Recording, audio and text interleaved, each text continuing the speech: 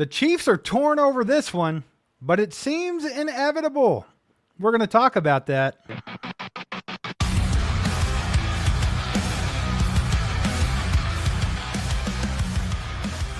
Chiefs Kingdom. What's up, baby? Noah Gray here, tight end for your Kansas City Chiefs. You're listening to All Chiefed Up with Mike and Steve Williams. Let's go, baby. Noah Gray in the house. What about it? Noah's going to have a big year. Big year for Noah. Huge year. Breakout year for Noah Gray. Let's freaking go. How you guys doing? Good to see everybody. Appreciate y'all getting on here tonight for the nighttime live stream. It is Thursday night, Michael. We're getting so close to camp. It's July 10th right now. So we only got a couple weeks left and camp starts. And by all means, that's football season. It's football season, guys. Let's get a little horned up about it. They're going to be reporting next Friday. I know, dude. Friday's the 18th, maybe. I can't wait. You guys do us a favor. Hit the like button. Do all that stuff that you normally do. You know how it goes. Help your boys out a little bit. But, Mike, let's talk about Xavier Worthy. Dave Tobe. So Dave Tobe said, a couple months back, it feels like now, that Xavier Worthy is the best punt returner in the league that nobody knows about. Secret weapon. That's the thing about it. It's like, well, of course he is. This kid run a 4.2 40. Of course he's great. Right? And we already seen how elusive he is on the football field. So I think he makes a good point. But the question, still remains, will they even use him as a punt returner? Because they're going to risk injury. That's what a lot of people were worried about with Xavier Worthy when he came into the league. He's not big enough. He's too small. He'll get hurt a lot. So are they really going to risk him in special teams? I think it's yet to be seen, but they seem to be trending towards Xavier Worthy can return some punts, brother. Yeah, I think that's what they're going to do. He was actually on Kay Adams' show. Apparently, she's just decided this is Chiefs week. She's going to interview Patrick Mahomes. She's going to cash in on that, baby. Right. She's getting all of them. But I got a clip here of her talking to Xavier Worthy. It's about 90-ish seconds. Let's watch that. You do all these things well. I don't always want to harp on your speed, right? And that deep ball. I loved that Dave Tobe, your special teams coach, he said recently, and I'm sure you heard this man's been out there hunting. Best punt returner in the league that nobody knows about. You didn't return at all last year, but you ranked, I'm seeing it, looking at it right now, second in all of college football your final year at Texas. Will we see you returning punts this year? Oh man, I don't know. Stay tuned. I can't drop that yet. How dangerous can you be back there? I think every time I touch the ball, I'm liable to score. So if I have that chance to be on punt return and change the game for my team, I'm gonna do it. Dave Tobe, Coach Devin. Let's go. Steve, that's the extent of it, pretty much. That was Number one, right? How in the hell does Kay Adams have her own TV show and she don't even have a freaking microphone? Okay, get a microphone. Right. Don't use your computer. Your laptop speaker. I mean, that sounded horrible. Come on, Kay Adams. Get it together. No internal mics. Yeah, Kay Adams. Get it together, Kay. Get it together. But Steve, he told us a lot of nothing, to be honest. I mean, he kind of insinuated he was going to do it. He said, hey, I can't really say, everything's secretive. Do you think he's going to do it? Do you think they're really going to pull this one? Or do you think it's going to go to a guy like Nico Remigio, who come on last year and done very, very well at the end of the year? We still got Sky Moore back there. He's done it a little bit. People aren't too thrilled about that one when it comes to punt returns. But on kickoff returns, he had a few decent ones. And then, of course, you've got rookies. Brashard Smith, Noah Williams. We'll go through all their stats in a minute and talk about what they were able to do in college. Where do you think they're going to go with it, man? Do you think it's going to be like a special kind of thing with Tyreek every once in a while? Or is it going to be, just blowing smoke here? Yeah, but first, just to get this out of the way, what's Xavier Worthy hunting today? I could barely see him in the video, Mike. I didn't even know he was there for. I didn't even see him. I was just watching a wall talk to me. But no, man. To your point, I think that just returns in general. The last few years, they've tried to bring that back to the game, especially in the kickoff, just to make it more exciting. I mean, back in the day, you had return men like Devin Hester. We had Dante Hall. You had a lot of other guys that made a living off of being return men. And you don't really see that in today's game, right? They're trying to bring it back with the new rules on the kickoff and everything. But this is punt return in particular. I think they're talking about just punts for him. And do I like it? Yeah, sure I do. I think if you're a football player, you can get out there and you can play some special teams. I don't think he's as vulnerable as people think. He's not a little weakling. He'll be okay. He's played football his entire life. So I like the idea of using him if he can be effective at it. Like Tyreek Hill, they used him all the time until he got to a point to where this guy's going to make too much money. We can't really risk that with him. But they still would when they really needed to. And I don't know if I like using them that way either because it just seems a little predictable, right? It's like, oh, well, Tyreek's out here, big whoop. What do they think they're going to do? I don't know. But to me, I do think that it's a good weapon to have. A good punt return can turn a game quick. We've seen it several times in the last couple of years. Kadarius Toney did it. Sky Moore did it. Both of them got really critical ones in big games that flipped the game. So I think that's definitely something you want to have in your back pocket. And if Xavier Worthy can excel at it, then I'm all for it, man. Yeah, I think he downplayed Tyreek a little bit. He was the man back there, kick return and punt return. I wasn't trying to downplay it, but I'm just saying when someone just randomly pops out there every once in a while, I think it's right. like, oh, okay. Well, here we go. This is what Nico was able to do last year. And a lot of people think that Nico's on the roster because of this alone. He had 5 games, 11 returns in the regular season for 104 yards. He had a 25 long. He averaged, I don't know what he averaged. Who knows? Kick returns, though, 11 for 295. He had a 36, and he averaged 26.8. Okay, in the playoffs, Nico stepped it up another notch, really. He had 3 punt returns for 57 with a long of 51, and he had 10 returns for 301, a long of 63 with a 30-yard average on that. And he actually finished the entire season, dug this one up today, number 3 in all the NFL when he returned punts on punt return average, or kick return average. My bad, not punt return, kick return. So right. Nico is that guy right now. I think Dave Tobe likes him for that. But can you just be that for the Chiefs on this roster, who by all means we all think is going to be deeper, more loaded, and across all positions? It's just going to be a struggle to get on this roster, like the best of the best. Because right now, Nico's like what? Wide receiver 6 at best? At best, right? Like, yeah. That's if he gets lucky. And that's if they really weigh heavily on special teams. Because to be honest, I like Nico Remigio. I think he could be a decent receiver if you use him properly. But in the Andy Reid system, we know that you can't just be used as a niche wide receiver. It's not allowed. Or else Sky Moore would have probably been more successful than he is. That's the thing about it. He's got to be able to do everything. And Nico's really small, right? Like, that's what hurts him is his size. He's not going to be out on the field much in offense, if at all, even if he makes the squad. He's going to be literally just a return guy. Now, this year, the way the roster's shaping up, with how much talent is on the roster, especially when you look at the wide receiver room, man, because we're talking about how in the hell are we going to get this down to 6? Who's going to be number 6, right? That's what we've been trying to figure out. Who's going to be number 6? Well, this year, I don't think it can be just because you have special teams return abilities. In the past few years, it's like, oh, well, so-and-so can make the team because they have special teams abilities. I don't think that's a thing this year. I think there's too much talent on the roster to put someone on the roster specifically for being a special teams guy.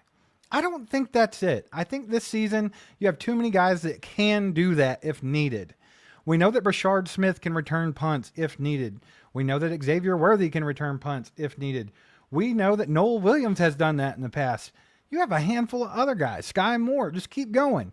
There's tons of guys that can return kicks and punts on this roster. I don't think you make the roster this season by just being a return man. So it's not going to be easy for Nico Remigio to crack this 53-man roster. Right. I threw some stats up there for Brashard Smith for you, but you didn't take it. I thought you was going to just come into his stats. He did it a little bit. He didn't do it so much at SMU, but he did it at Miami a little bit, but not as much punt returning as kick returning. On kick returning, he had 53 in his career. He only had 5 punt returns, but he was done a good job at kick returns. You can see he averaged 24.4 yards per return and had 1,295 yards. Only 1 TD, though. You mentioned Noel Williams. Noel Williams did it, but not as much.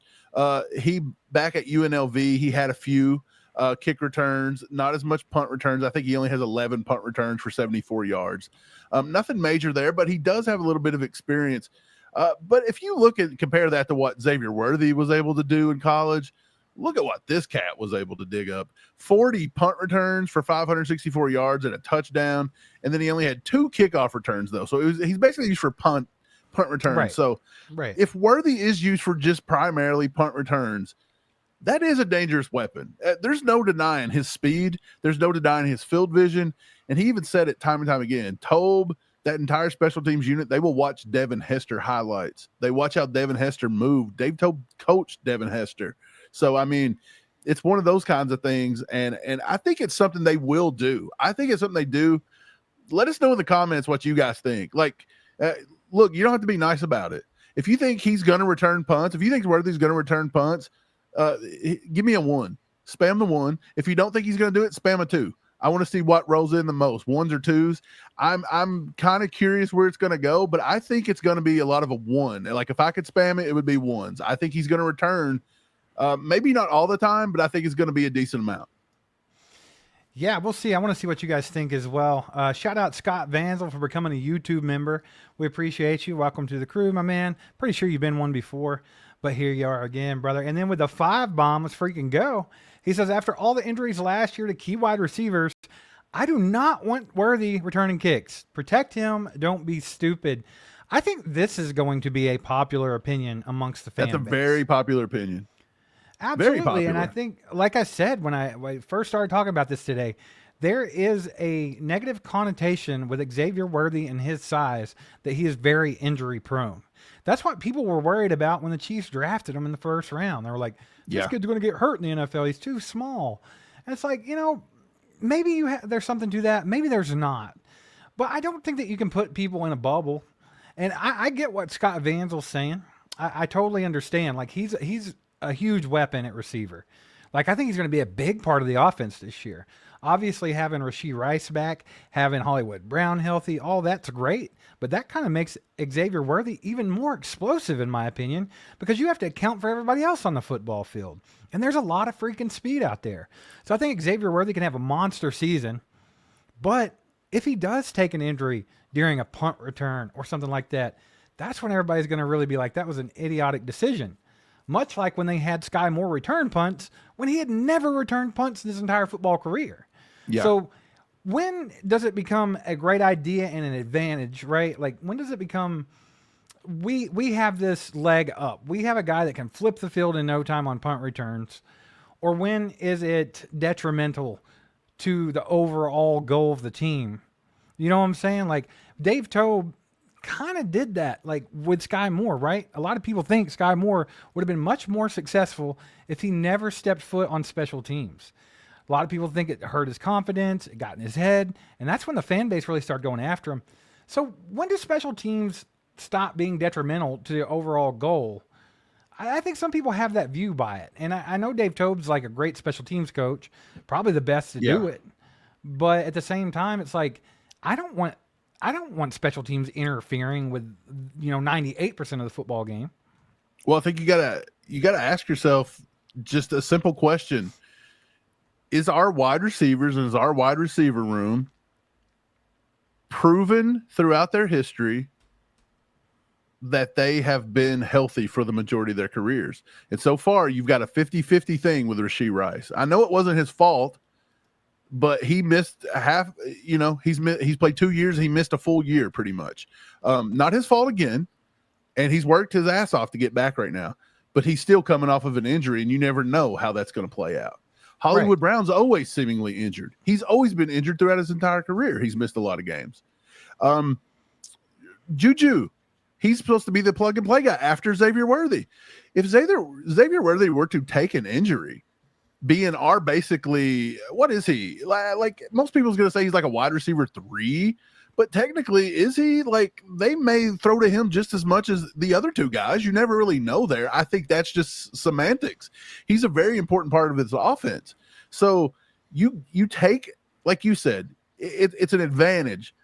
But if that advantage turns into needing him on offense and he can't provide that, or it causes our offense to take another step back because maybe there's a big chunk of it missing if Xavier Worthy misses weeks, you're in trouble. Because, again, Juju's not the most healthy guy, and Jalen Royals, who we just drafted, just missed an entire season in college for being injured. Like, everybody we've got has been – Nico Remigio got injured in training camp 1 year and almost missed an entire year. Like, every receiver back there. Sky Moore's been on IR. I don't know a receiver we got that's been healthy Right. for a And full how many season. of those guys have got hurt on special teams on returns? Because that's another point here. It's like, yeah, it's kind of a double-edged sword. Like, they could get hurt or it could be great. Like, it's one or the other. He's got, I think someone in the chat, I think it might have been Peter, said he's got the speed, use it. I kind of agree with that. And it's like, he could get hurt on any play. Any given play in football, you can get hurt. You can get hurt on a non-contact injury. How many times do we see guys tearing Achilles just by taking off a little too quick? Or Dre Greenlaw coming off the field in the Super Bowl. Exactly. He didn't even step on the field yet. So I think overall, like, I'm with Scott. I understand that sentiment, but at the same time, I think I'm more on the other side of the fence where it's like, hey, these guys are football players. If they're a weapon and we can use it to win and for the better of the overall team and the overall goal, which is winning a Super Bowl, then absolutely go for it. I think the Chiefs see it that way. I don't think you can be too conservative. I think the Chiefs take their chances there because, you know, at the end of the day, Andy's a guy that if he does get injured, they're going to say next man up and you either do it or you don't. Like, Andy's not afraid to do that, and the Chiefs have had to do that multiple times. So, but yeah, it's a definite point, Scott. Like, for sure. Like, I don't know what's right and what's wrong. I'm dead. Yeah. Like, I'm dead split on the issue. I don't care what they do either way. Of course. But I tend to think they will do it. Right? Yeah. I think everybody is. To probably do it, though. And whichever way you lean on that, I'm pretty sure you don't weigh 100% heavily to one way. I'm sure you see both sides of the argument, right? Jan Fry Gable, good to see you, Jan. Haven't seen you in a while. Hope you're doing well. She says, remember Dante Hall, a good punt return is important. So, yeah, absolutely. Like, I agree. Like I said earlier, we saw Kadarius Toney turn the Super Bowl around with a punt return. We've seen Sky Moore turn an AFC Championship game around with a punt return. Like, those kinds of plays, especially timely ones like those, can be huge for your team. So if you don't give the guys an opportunity to do that, then I feel like you are missing out to a certain extent. Now, that's not saying that whoever they would normally have do it wouldn't be able to do that. So say they decide, like, I think that's where this really comes in. Xavier Worthy is a huge part of your offense. He's also a first-round draft pick. Do you protect your assets, or do you kind of play a little loosely with them? Because if you put Brashard Smith back there, he's explosive. He can do a lot of this stuff, but he's a rookie. He was a seventh-round guy. So, like, he could turn games with punt returns. But how would you know if you're having Xavier Worthy do it? Right, but if he's injured or Xavier Worthy's injured, Xavier Worthy's a way bigger piece to be injured. Yeah. Huge difference, of course. And then I wish I could find the comment.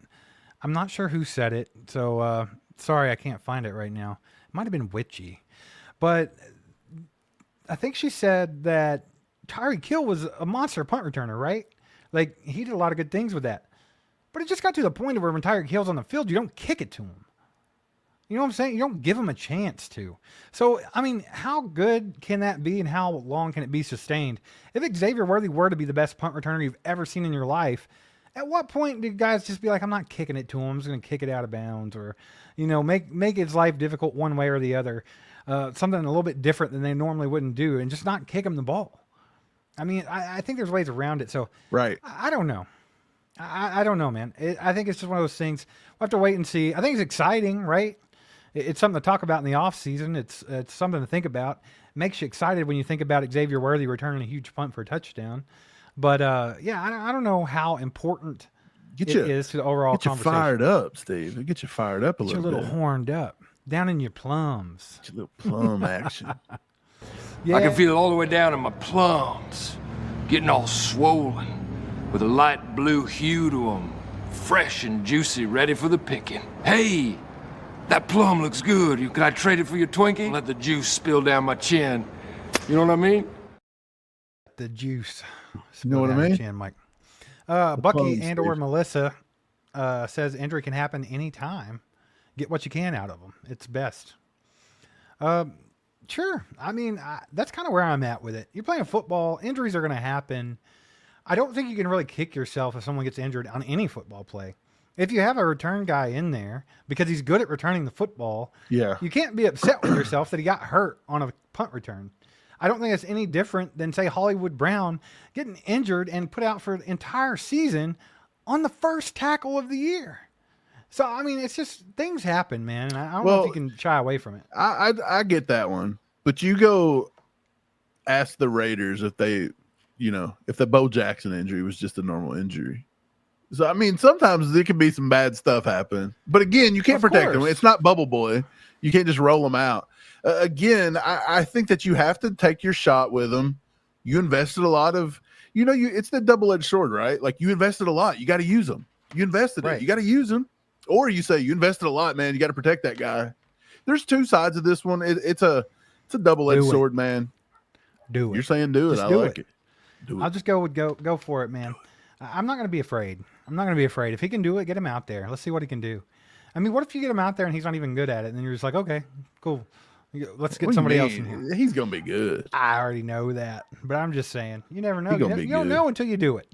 So just do it. Steve, before we get to the chat a little bit, we had some fun comments this week on some of our YouTube videos and stuff. Look, it's the off season. I know you got it's summertime. It's the off season. I know a lot of people ain't really paying attention. I mean, we got 150 people in here. This is the wildest across thing 3 ever. Platforms. Dude, we got 150 people that'll show up after a game within the first 8 seconds. So you can tell everybody's asleep. Everybody's in off-season mode. Everybody's partying hard, and they're avoiding the sun. I get it. But here in a week, the Chiefs are back. Everything's going to be back to normal.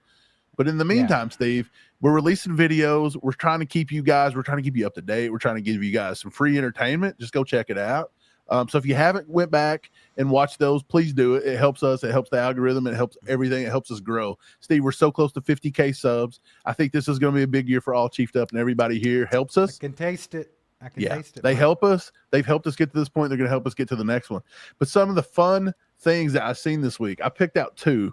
Number one, because we talked a little bit about Trey Smith and his contract issue. I just wanted to bring this one up because I didn't know if this was a common thing that Chiefs Kingdom thought, or if maybe it's just this fella.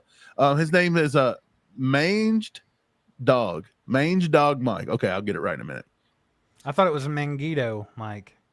I don't know if you're right or not. I'm just but kidding. He said this deal with Trey Smith will not get done, Steve.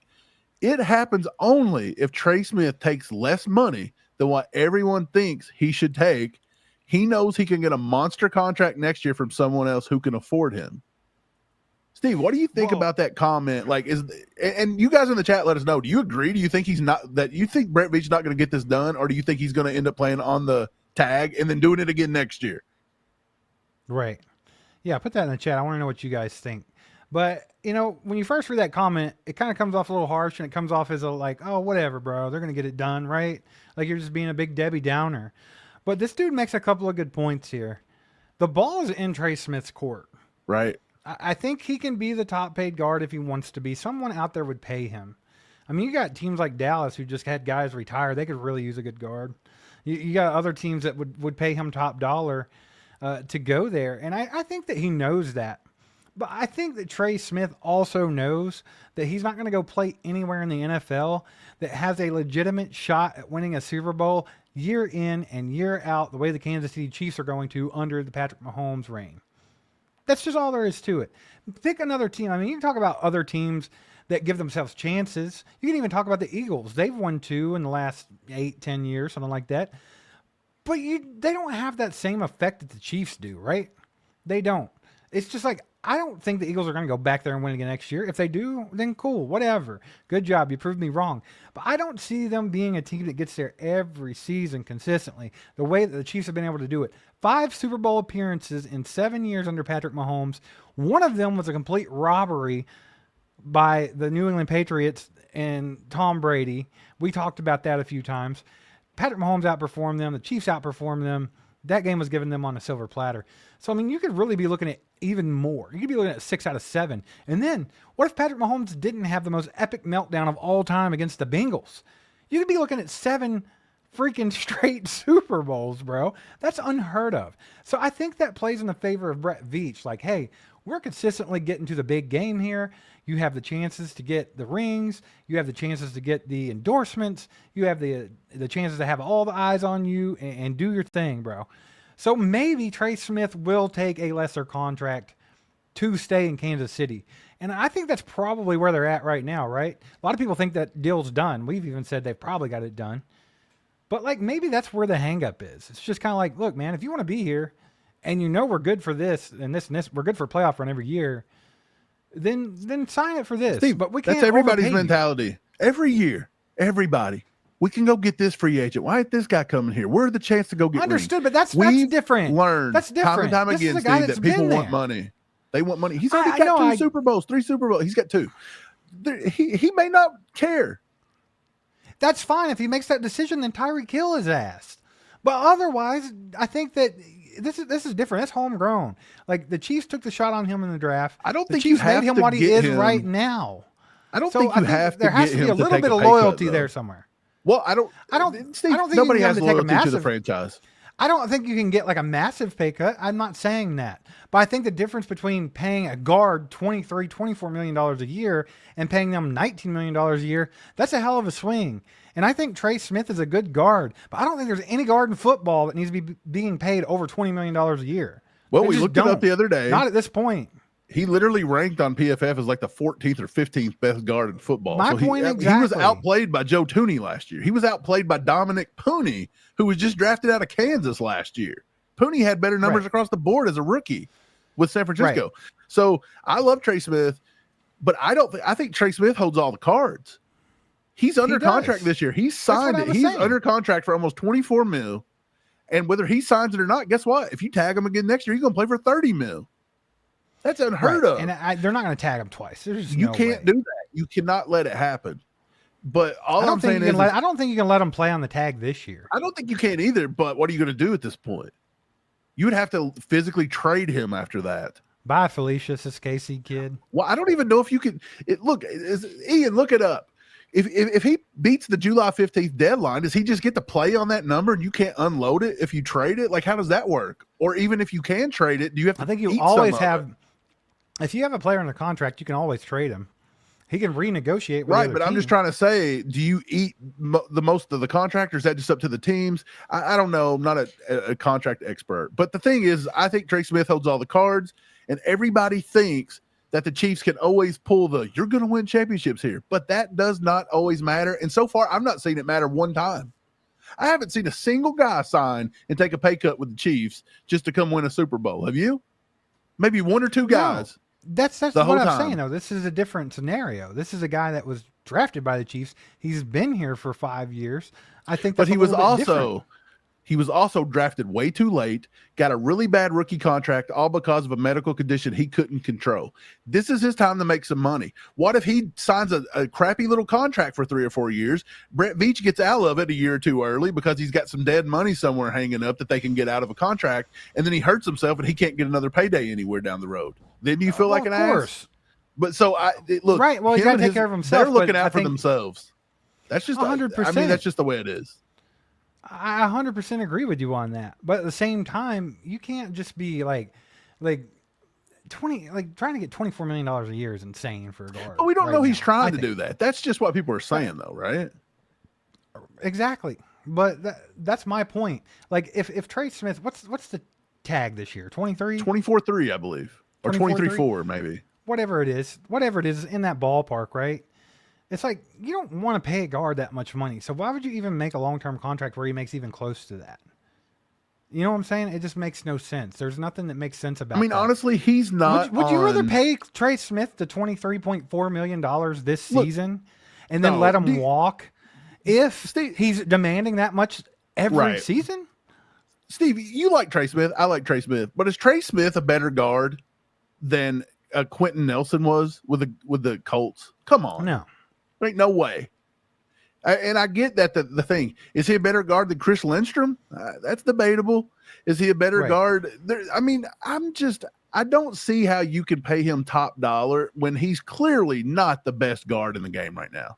Like, if the Chiefs keep Right. setting a precedence where they just set the market with Creed Humphrey. Creed Humphrey can't even get over 93 in the top 100 player list. I know it's a fraudulent thing, but it just Yeah, goes that's to show bullshit. you. It goes Yeah. to show you how undervalued that these kind of guys are, and we Well, just I can't mean, go set in the Creed- market every time there's a new contract coming up. We Creed pretty much warrants did it for that, Jawan right? Taylor. We did do it for Jawan Taylor. But Creed Exactly, and warrants that was a If any of bomb. them warrant that, it's Creed Humphrey because he Yeah, backs The it only up. guy that warranted it. he backs it up with his play on the field. These other guys, they're good, yes, but are they really worth that much money? No, probably not. And I don't think you want to get yourself in a position with a right guard that you're already in a position with a right tackle. Do you think you need to set the guard? Do you think you need to set the market with Trent McDuffie on the other side? Because I don't know if he asked for it, but there's going to be a lot of talk about that. Of course, it's going to come up with all these guys, right? I don't think you set the market with Trent McDuffie. I think here's the thing. I think a lot of people are really overshooting a contract. In my opinion, I guess here's where I'm going with this. I think that there is a little bit of loyalty to Trey Smith, and I think he also understands that his best chance of being a successful football player on a successful team is in Kansas City. I think a lot of people learn the Tyreek Hill lesson. Like, it's not greener on the other side. You can go be the number one guy over there. You can be big shit in Miami, but guess what? You got paid a little bit more, but now your career sucks. Now you're not what you could have been. You have not won but there's what you still personal accolades. And also, you're kind of becoming irrelevant at this point because your team can't even win a damn playoff game. Like, no one cares. So I think players are going to see that and be like, maybe I don't want to go that route. Steve, the only ones that work for are quarterbacks.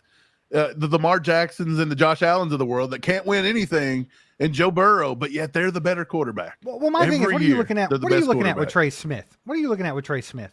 A 4-year deal? A 5-year deal? What are you looking at? I think that they're maybe going back and forth over the 4 and over the 5. Brett Veach is probably trying to do a 5 and putting a lot on the back end 5, so he can get out of it. And I think maybe trading them that whole thing, right? I think Trey and them want to do 4 for about 85 to 90, and I think it's all the holdup is the guaranteed money. I think he wants at least $60 million guaranteed. Can he get that? Right. I don't know. Well, here's my point. If you were Trey Smith and you're like, look, you can play here in Kansas City for the next 4 years of your career for $80 million, $20 million a year, right? Or let's just even knock it down to 19.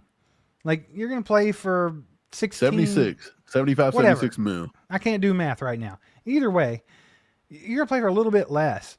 Would you rather do that, or would you rather go sign a 4-year deal with, say, the Cowboys or somebody that's going to be kind of irrelevant, and you're only going to make $1 million more a year?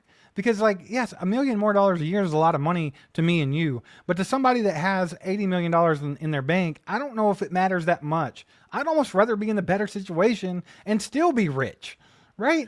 So I don't think know. so, but a lot of them don't think that way, though.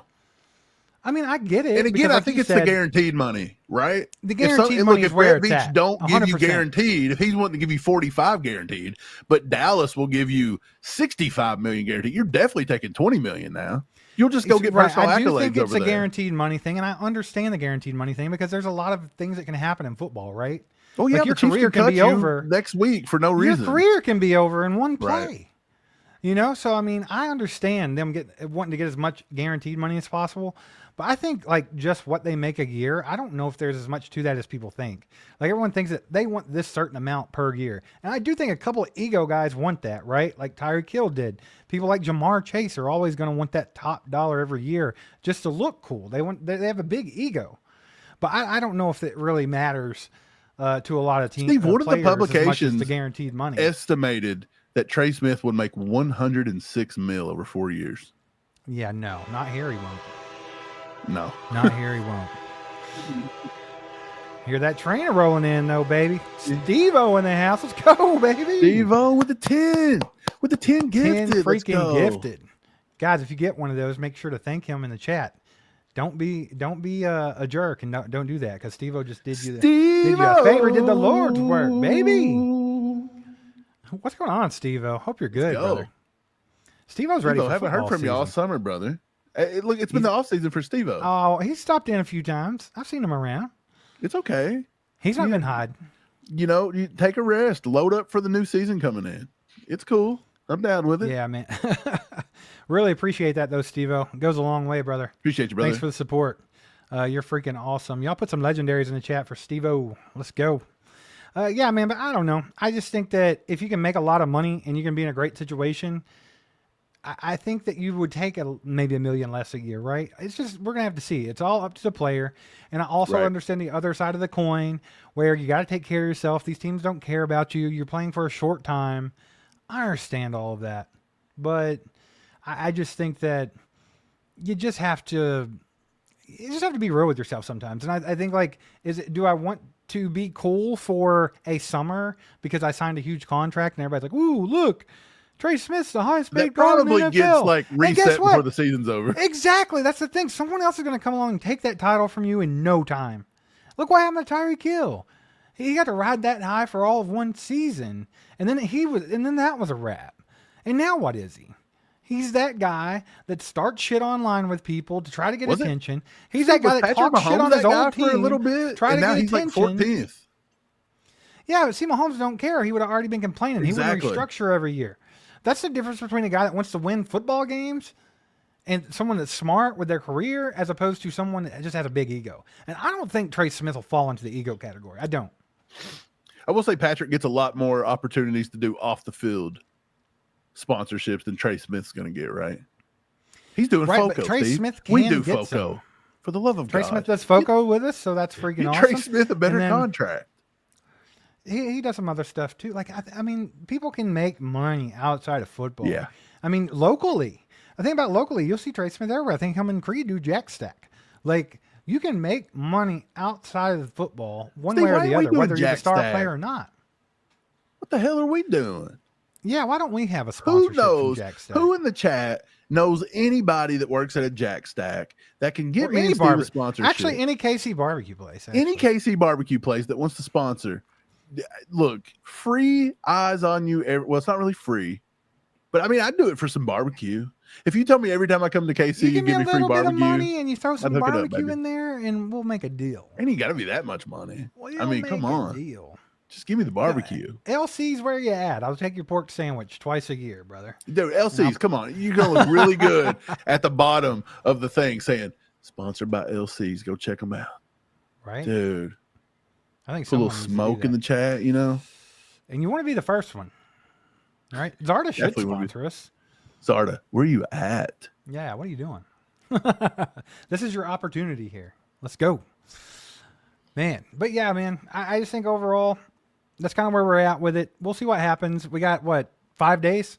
We'll hear something in the next few days. 5 100%. days.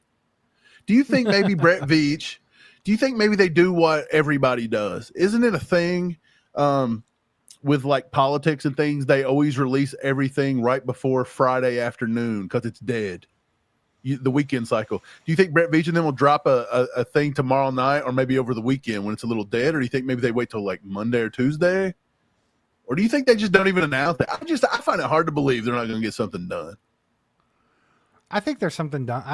I'm still sticking to my guns there. I think that the deal's probably done, but I don't think the deal is as massive as people think.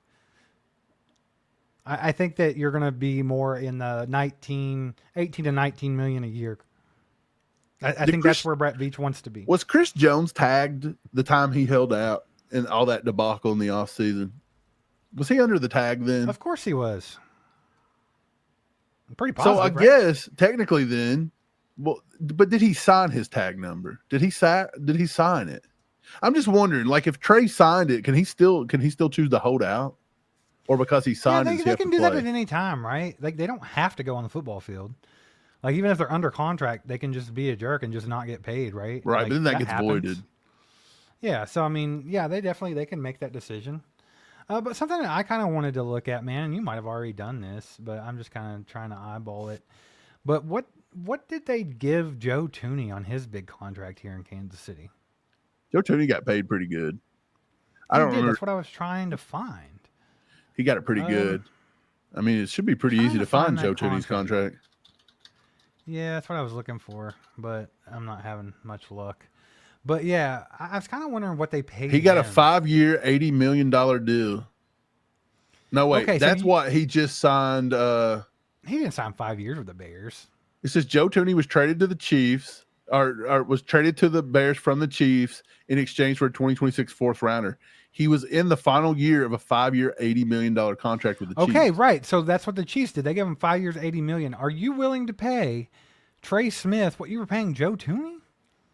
No. Not to I mention don't Joe think Tooney so. just signed. I think he's just signed 2 years, $33.5 million, which means that's at about what, 16 and a half per year. And now I do understand that this was 5 years ago and the market has gone up. I still understand Right. that. And but Tooney's we're older still- now. So But we're still talking about But Tooney outplayed Trey Smith last year at the guard position. Man. That's what I'm saying. I think that it's going to be. I think I would feel fair paying Trey million. Smith. I wouldn't pay him that. I'd pay Trey Smith. I would feel very fair paying Trey Smith like 15.5, 15. I'm okay with that too, man. I wouldn't argue with that. I don't know if he'd do it, but that's about where I'd be comfortable. I'd try to go like 4 years, 70 million, and maybe give him 80% of that guaranteed or something like that. Right. Maybe go like 50 mil with 70 contract. Yeah. Maybe he won't do it though. Maybe he's looking for a specific number. That's fine. I just don't know. But we'll see. I think that it's like a lot of people are convinced that like we have to make that deal and that Brett Veach has to make that deal. And I don't think you have to. Steve, what do you think about the episode? Everybody watched the episode that we put out yesterday. We talked about the Trey Smith contract. I thought it was great work. Props back. I thought it was good work. We did a good job researching that, Michael. Steve. But also, I dug up that entire second round holdout glitch that has been going on. The only 2 second round picks that have signed, Steve, Jaden Higgins. I'm sorry, I said Jaden Hicks. Jaden Higgins, the Texans, got a fully guaranteed contract. I think it was 11.7. And Carson Schweisinger, who played 1 year linebacker at UCLA, got a fully guaranteed contract with the Browns. Right. And then Brett Veach give Ashton Gelati $1.5 million guaranteed money, and that pissed off every single second round pick that a third round pick now got guaranteed. Yeah. Every second round pick is going to want some kind of guaranteed money in their contract now. Did Brett Veach do that on purpose, or did he think about what he was doing and be like, oh man, I screwed that up, didn't I?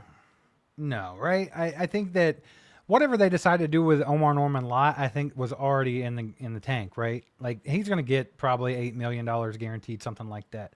And I think they knew that. So I don't think Brett Veach really cared what the rest of the people had to do. Like I think the fact of the matter was he wanted to give a good deal to Ashton Gelati because Gelati is going to be a beast, right? Like this guy's head's in the right place. He plays with the high motor. He has the work ethic. He's an awesome guy off the field.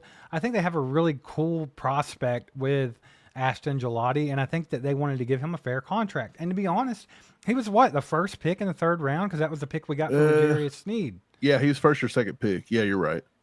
That 66 overall, I believe. Sneed, right? So yeah. Really, for all intents and purposes, he was a second round pick, and there were 4 or 5 teams trying to fight up there to get him when the Chiefs drafted him. Right. So not only did the Chiefs think that he warranted pretty much a second round pick, but so did a lot of other teams. So I think honestly, he got a fair contract with Gelati, and if it screws everybody else over and everybody wants to cry about it, that's their problem. That's what I think. I think honestly, the Chiefs could have very well took Gelati at the end of the second and took Omar Norman Lott at the top of the third. I think he would have probably still survived there because of those knee concerns. So I think Brett Veach seen it as, hey, you were probably should have been a second round pick. We'll go ahead and give you that guaranteed. I think Kingsley got 3.5, 3.4, somewhere in that ballpark guaranteed.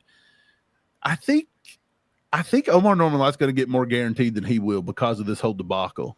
But how funny was it, though? Like, nobody's talking about this. We're all waiting for Nick Emanwari, the safety out of South Carolina, to sign with the Seahawks because he's now he's the highest pick left. And they're looking to see, are the Seahawks going to give him guaranteed money, or are they going to break the trend and everybody else is just going to have to sign? It's all sitting on him. But how funny is it that nobody's talking about Brett Veach is the one that sparked this entire crap show for giving Ashton Gelati guaranteed money in the third round? Hey, good job, Nobody's Brett. Dug that up. Let's go, baby. Stir the pot. I'll take it. Stir the pot, buddy. Let's go. I like it. Hey, like I said, I think it was a fair deal with Ashton Gelati. So I think if everybody wants to cry about it, that's on them. Period. I don't think that Brett did that intentionally to spark the backlash that it might have caused. Right. I think it was more of just, I think he deserved it. And I think it was a good deal. And that's that. What happens after that? Would you blame Brett? Do you blame Brett for all the holdouts? Or do you blame Ashton Gelati? Do you not blame either one of them? Because I said neither. He was to blame. Well, I mean, yeah, maybe. I think he's to indirectly. Blame. Yeah, indirectly, sure. But like, here's my thing. Like I said, I think it's a fair deal for both sides. I think they did what was right, and I don't think it matters what happens. Like, I don't think, hey, what are those second round guys going to want from their respective teams? That's none of our concern. Don't care. But we got our deal done with Ashton. Everybody else is so concerned. If the Chiefs want to give their guys guaranteed money, and the Falcons don't want to give their guys guaranteed money, then why is everybody else holding out over that? That doesn't affect John Denver over here playing for the freaking Broncos. Right. Like, take it up for your own team. I'm with you, Witchy. She says this offseason has been so long. I'm to the point where I don't care about any of these contract talks. I just need some damn football. How you gonna care about it when they ain't on the field? Yeah, we got to care a little bit, Witchy. You got to care a little bit. A little bit. It does get old. I get the sentiment. And dude, what did you say? 18th? We're 8 days out from football. Yeah, I think next Friday or Saturday they'll start reporting, and then Monday I think it's practice. Monday or Tuesday, whatever day the 21st is, I believe. Let's go. Let's freaking Steve, go. what are we going to do for camp? Yeah, the 21st Monday, they'll have their first practice. What are we going to do content-wise for camp? Are we doing anything special? Are we doing, like, quick updates? Are we doing anything crazy? We're going to put out the same amount of content we're putting out now, right? We're not going to slow down. We're not going to not put content out because we're doing a camp, whatever. No, it's going to be the same consistency. Yeah, I think camp is important in a way, but I think it's more important to just to get good stuff, not just quick. Like, hey, let's jump on and talk about what happened 2 hours ago. Every Chiefs content creator out there is going to jump on the minute camp's over and they do pressers. They're going to take what every beat reporter wrote down on X and they're going to try to regurgitate it to you as fast as they can to get some money from you. But we're not going to do that. We're going to make good content and put it out. You'll get it when you get it, bro. Like I like it, Steve. That sounded very very mean. Actually, you said you'll get it when you get it. That does just come off kind of mean. No, I don't want to give them. I don't want to give them a piece of crap. I don't want to give them a turd just because you're right. Do. I think it's easy for people to get turds. Warpaint says, "Do you guys get to go to all the home games?" No. We're in Louisville, Kentucky, so we're lucky to catch 1 or 2 games a season. So we're trying to look at maybe getting to one this year, and then of course we're still trying to work out the thing for camp. So either way, there will be something going on for the Chew with the Crew and everything. We just got to work out some kinks there. So we'll be announcing that probably in the next couple of days. We just got to iron some things out, but hopefully by Sunday we'll have it figured out for our Sunday live. Because we know it's only a few weeks out, so definitely going to try to do that as quickly as possible. That way you guys can make some plans if you want to make plans and all that good stuff. But man, I'm super excited for football to get in swing, baby. Camp is going to be fun. It's going to be good. It's going to be a breath of fresh air after all the off-season talk, right? Like to actually get to start seeing the battles and stuff. And let's talk a little bit about some of those battles. I know we've done it a million times, but they're fun. There's a lot of good ones. So let's talk a little bit about that in just a second. But real quick, appreciate you guys being here. Thank you so much for that. Thanks for watching the videos that you watch, clicking like, all that good stuff. You guys are freaking awesome. Can't thank you enough for that. If you haven't subscribed to the channel yet and you're a Chiefs fan, I don't know what you're waiting for. You need to hit the subscribe button because we have the best content there is, and you can ride the whole season out with us. Chiefs are going for their 4th straight Super Bowl this year. So that's freaking awesome, and it's going to be fun. Also, if you'd like to become a member of the channel, you can do so at join.allchiefedup.com. It's $4.99 a month, and you get members-only live stream, which we're getting ready to do one from last month. We got to double up this month because things got hectic. But we also have a video series. You're going to get a video a week that's members-only and stuff like that. So go join if you haven't done that. And all that fun stuff, my man. There's some merchandise too, merch.allchiefedup.com. If you like Xavier Worthy and you're excited about him, there's a really cool shirt on there. You can see it at the top of the chat. But yeah, however you want to support the channel, we appreciate you. Thanks so much. And speaking of, baby, we got Peter Ortiz coming in here hot with a freaking 25 bomb. Let's go, Peter.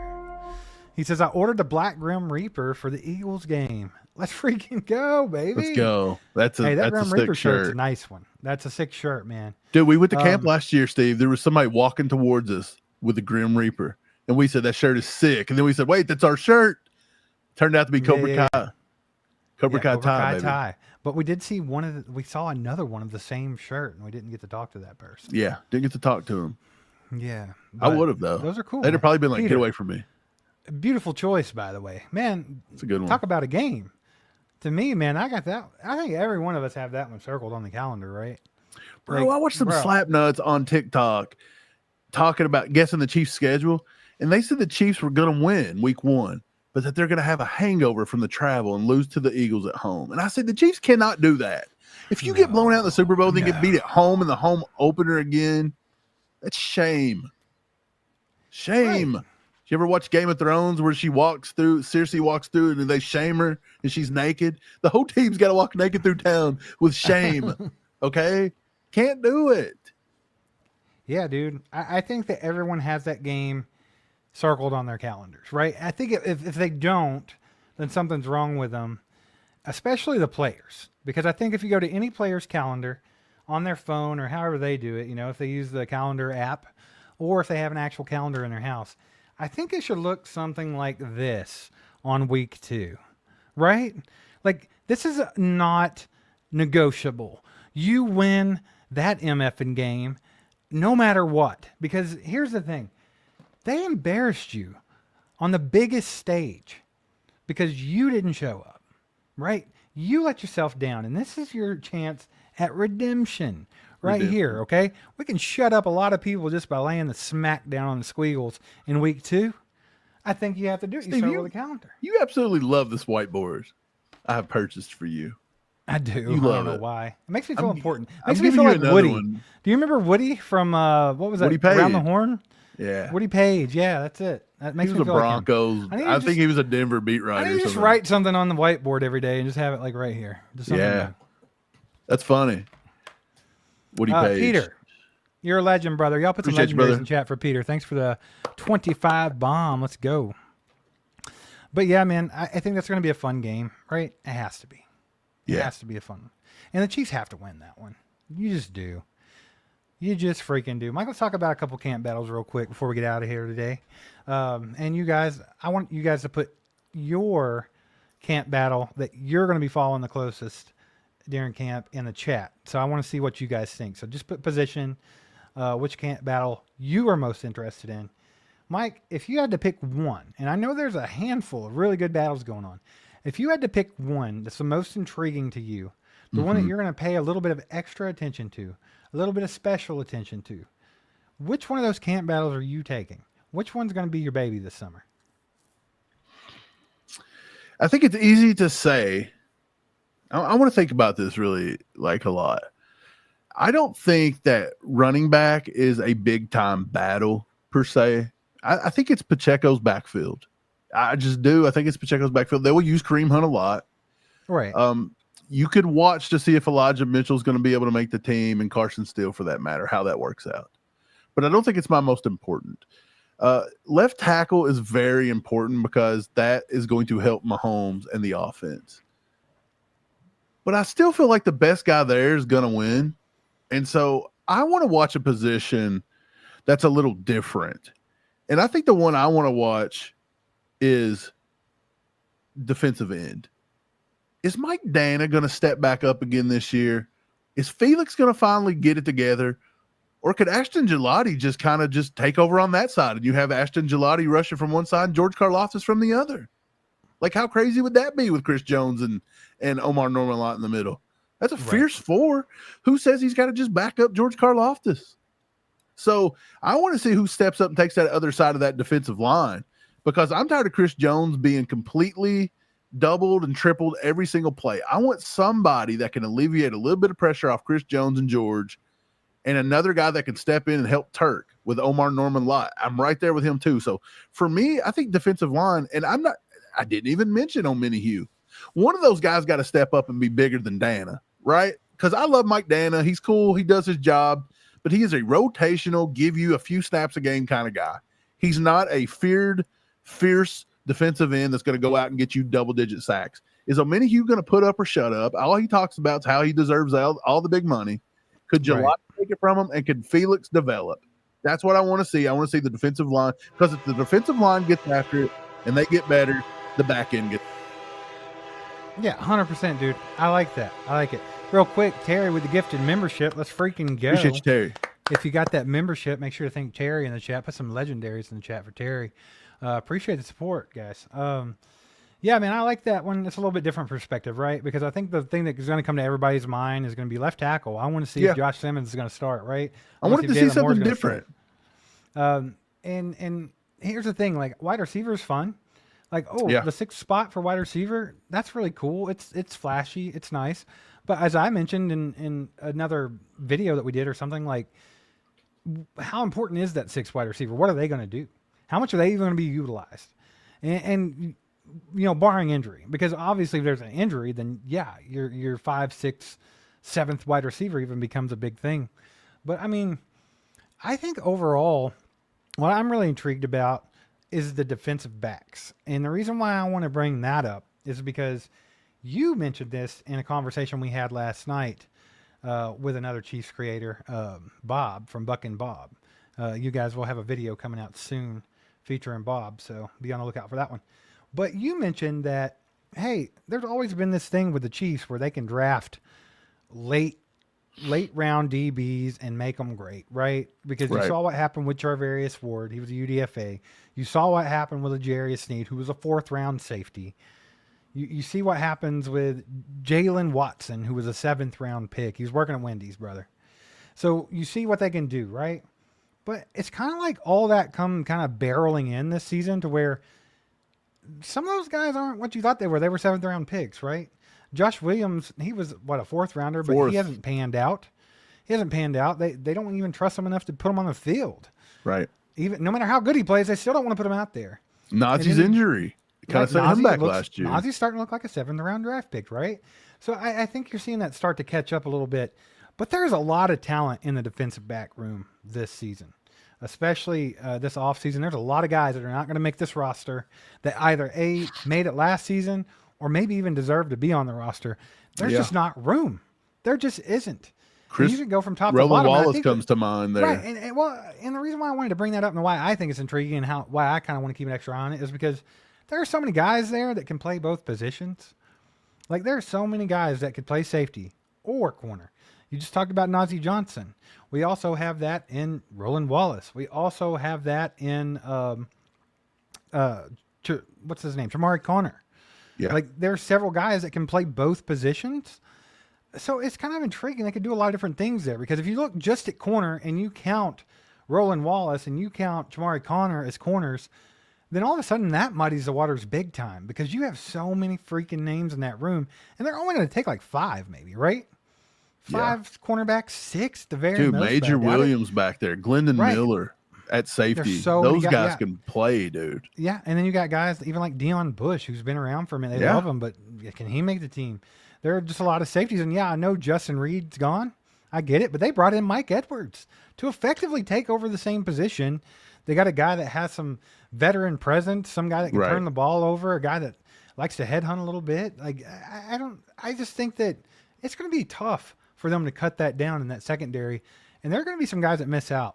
And we've noticed over the last couple of years, they've not exactly made the best decisions when it comes to those cuts. Because I tend to think that if Khalif Hallisey was not cut from the team before the season even started, I feel like he could have maybe been that cornerback that could have maybe kept us from having to go get a Christian Fulton. There was nothing more Khalif Hallisey could have done in the preseason than what he did. That was maybe the best preseason that you could have asked for. For as much as Chiefs Kingdom wanted to drool over L'Jarius Sneed, Khalif Hallisey brought you every bit of that. And they just let him walk. It's like, so, I mean, there's a lot there. And then what did we have to do after they let Khalif Hallisey walk? And granted, it's not 100% that he would have panned out and been really, really good, but damn, it looked like it, right? Right. It really looked like it. A good shot. He had all the intangibles, and he was doing it. He was doing it through camp. He did it in the preseason. But what do? We let him walk, and then we watch Nazeeh Johnson get burned a lot. Toast. All year. Toast. Like, is that the decision we made? Like, so, I don't know, man. It's going to be fun to watch.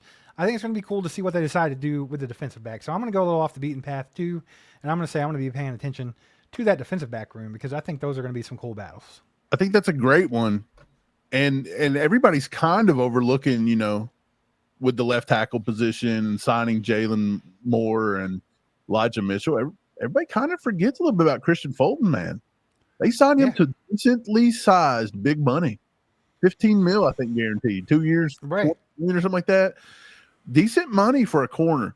He's probably going to be CB2. So McDuffie, him, Jalen Watson, you got a corner. Josh Williams is very much so on the cut line.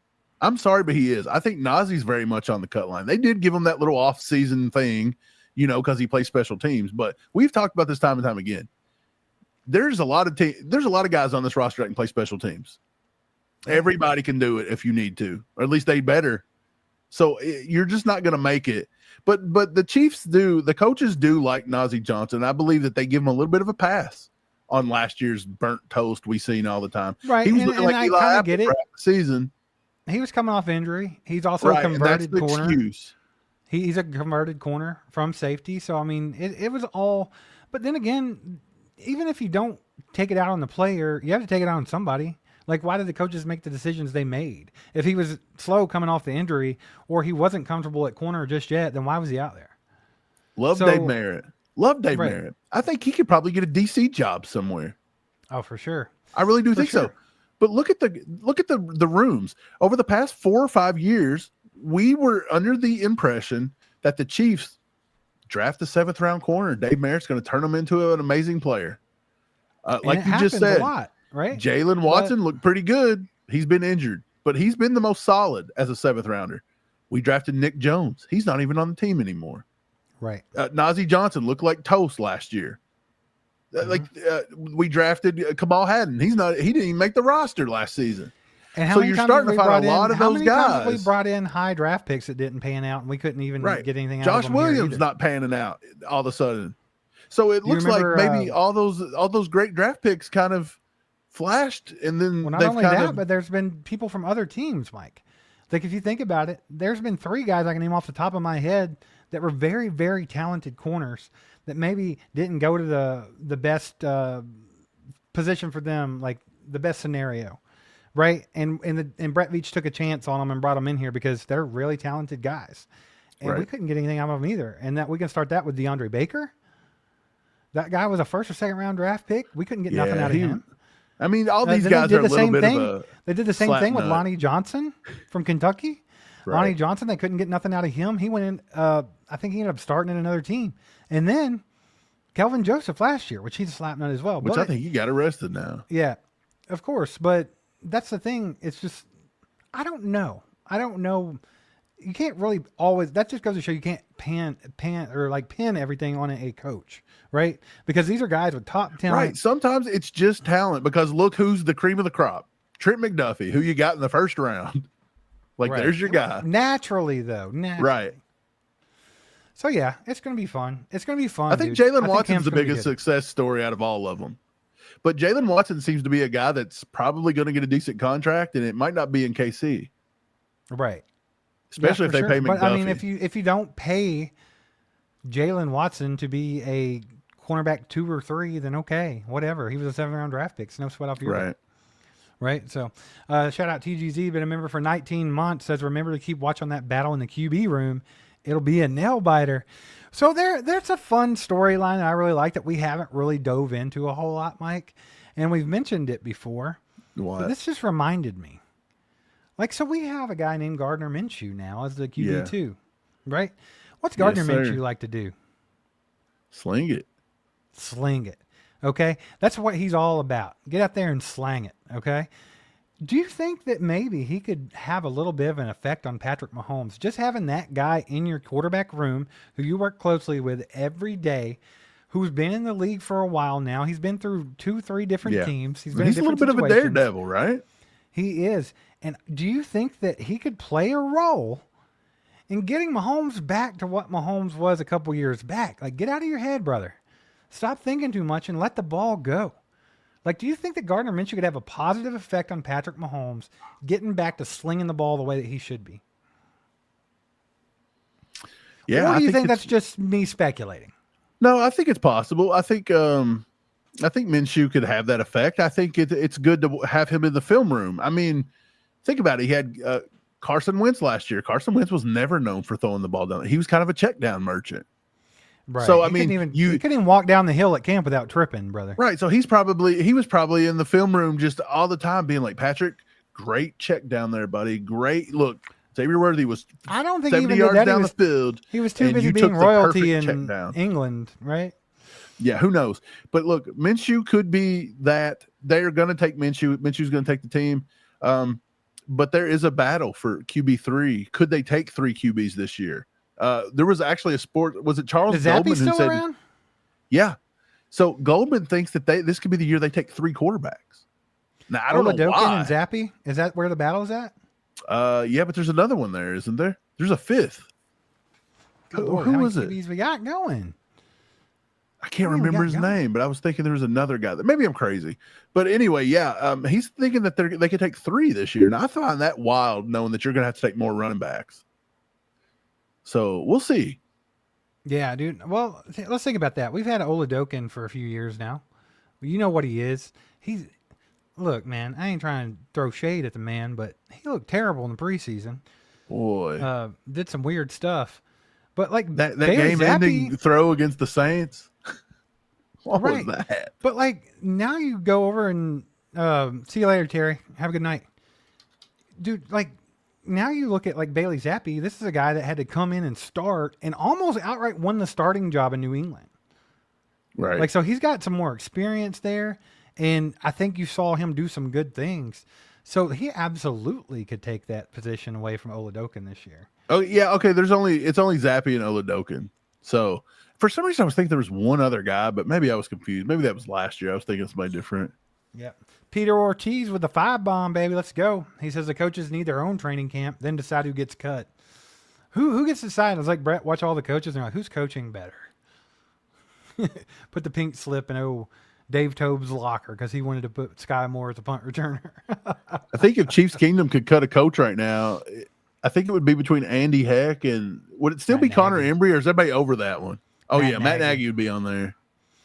Is it still like, is Connor Embry still on the bad list, like with the pitchfork crowd, or no? Have we moved on from him? I don't know. It just depends on what day it is, right? Because who's the scapegoat today? And here's the thing. With all the coaches, I think it all starts with one guy, right? Andy Reid. So it really just depends. Do you trust Andy Reid or do you not? And you know, if you don't, it's perfectly acceptable. But also, he's brought you 3 Super Bowls. Granted, he has a guy named Patrick Mahomes, but he's brought you 3 Super Bowls.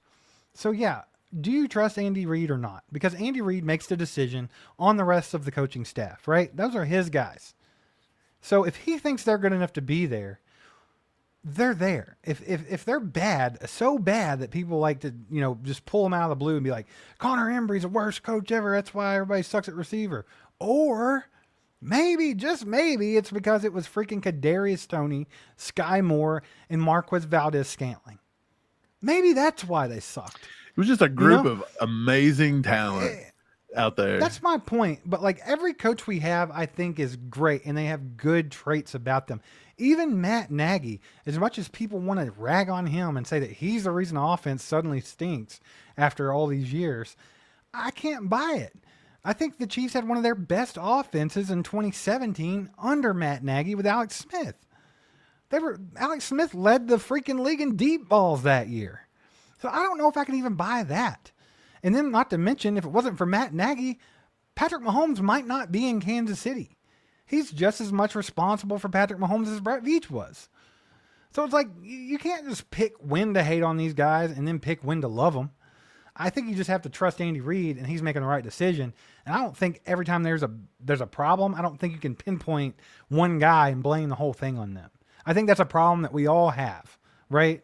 That's something that all fans do that maybe we shouldn't. But Steve, we'll always find right that now. one scapegoat. I just think it's a silly story.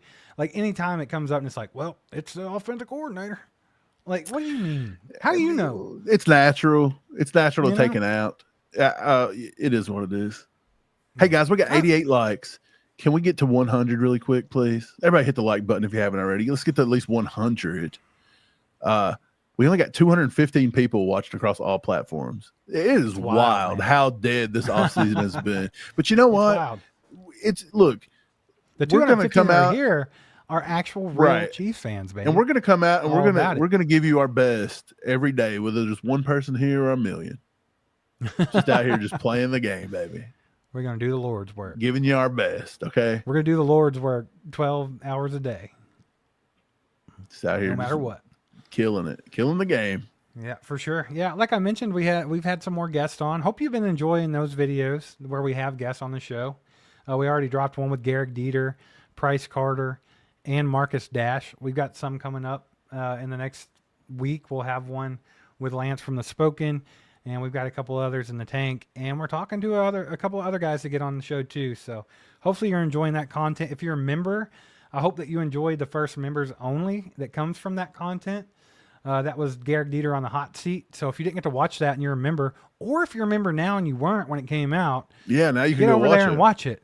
Go watch that, Dude. It's so fun. Those 5-question Yeah. hot seats are hilarious, dude. They're fun They're a to good record, time. Steve. Man, we have fun with them. Yeah, they're a good time. But we got that one. We got one coming out with Price. It'll be out next Sunday. Usually, I think what we're going to do is release those Sunday during the day sometime.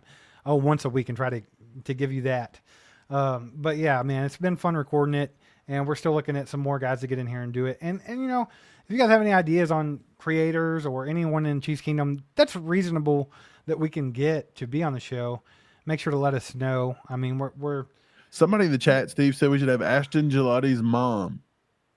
let's do it. I don't know who said that, but I seen I don't it know the why other his day. mom would be on the show, but Well, I don't care. because Gelati's busy, I guess. So She does follow us on X. that's what I'm saying. Maybe we'll just get her to come on. Ashton Gelati maybe, and his mom are fans of the show, so maybe we'll get her to And come we're on fans and give of us his them. deepest, darkest secrets.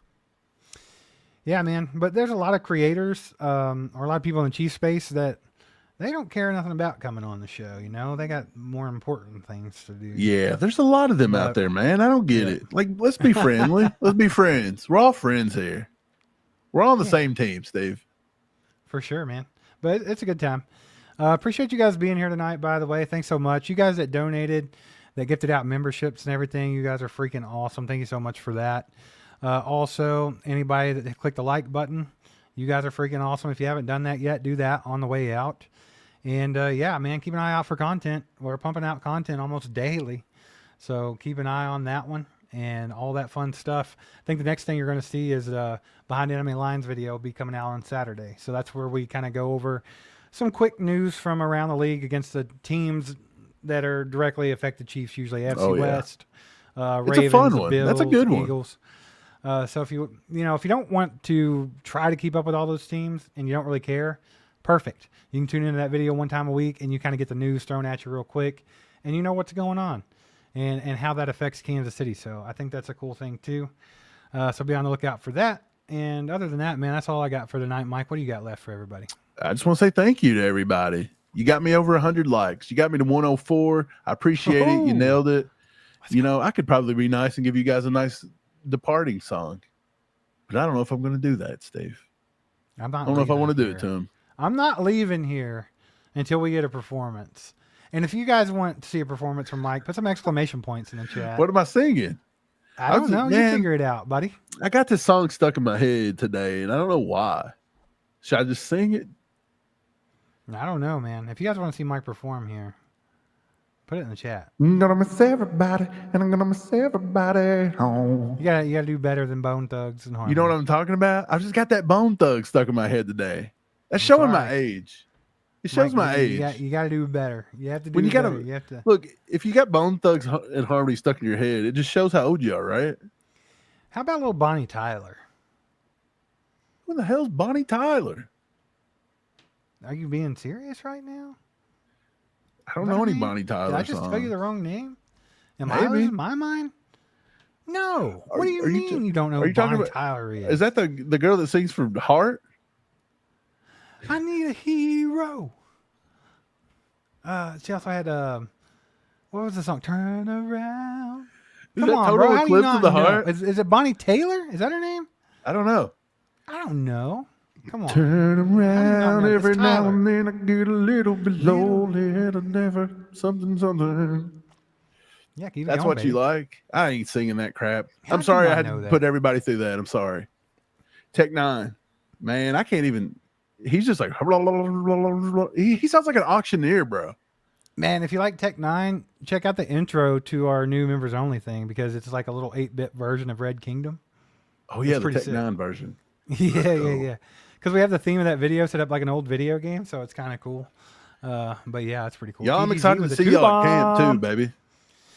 All right, TGZ. Two bomb. He says words for the KC reporter that called PM15 fat. Okay, just real quick, I can sum it up for you. Here's two things I got. First of all, he's a freaking loser. No one cares. Secondly, I think that people need to make sure that this guy has no job. Like, I don't want to cancel people out of jobs because I'm not a cancel culture type guy.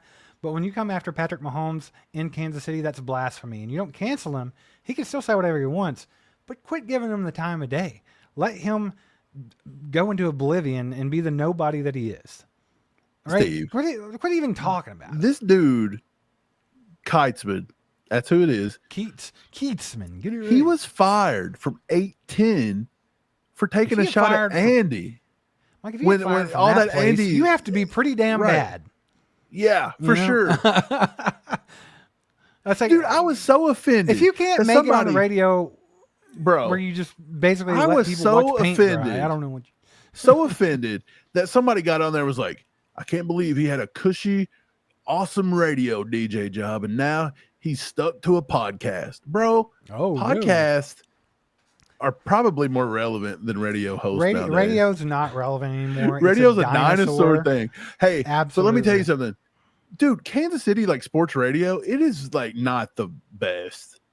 Like, I don't know. Like when we're there, I'll flip it on to try to hear like some different perspectives. Yeah, and it is not good, bro. Right back off. Dude, it's so bad. But hey, to each their own if you like it. But this cat right there, what's going on? He gotta go.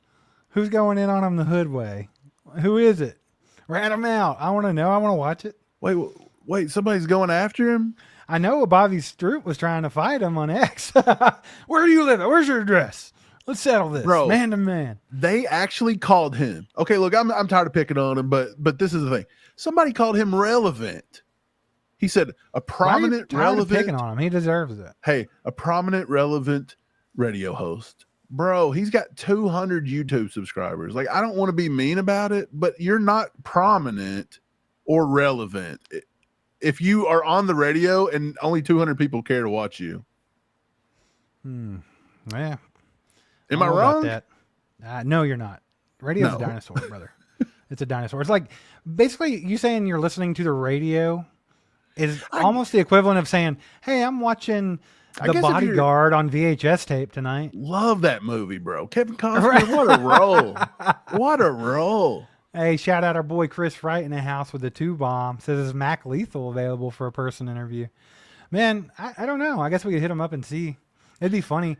I know he has an ongoing battle with like Tom McDonald, the like independent rapper that got big all over like YouTube and stuff. Tom, like, he from those Canada, two hate right? each other. What we should do is we should line them both up at the same time, and then just let them fight it out right here live on All Cheaped Up. Not. Oh, come on, why not? I think it'd be there fun. Was a rapper I was trying to get on the show, but I don't know. Steve, you know who it is. When you get Mac Lethal and Tech 9 on here. No, there's another rapper that I just spoke to today to try to get on the show. We're going to make them rap for you guys. Oh. And I will always love you. I know who you're talking about. He would never rap for everybody. Now right? you got Kevin Costner and Whitney Houston stuck in my head, bro. I got to get off here. Y'all Man, Del Monte never told me where to go watch this. I'm interested now. Just wilding out. Wild now. All right, man. We're going to get off here, but I'll throw this out there. You can do what you want with it. But there have been a lot of people in the chat that are like, dude, Mike, you got to sing some Ozzy. You got to sing Mama, I'm Coming Home. Man, I watched that performance of Ozzy. That made me a little sad. Just because Ozzy's old, bro. Man, I mean, what a career, dude. And you're watching like the last performance. That's crazy. He's a legend. I don't know, man. It just makes you sad, dude. When you start, that's the worst thing about getting old, is that you start watching all your legends. The weird stuff happen, right? Yeah, you got to watch all your legends leave. All your legends and your family, everybody just starts dying around you. It sucks. Why are we getting depressed right now? I don't want to get depressed. Mama, I'm coming home. I'm ready. Wild.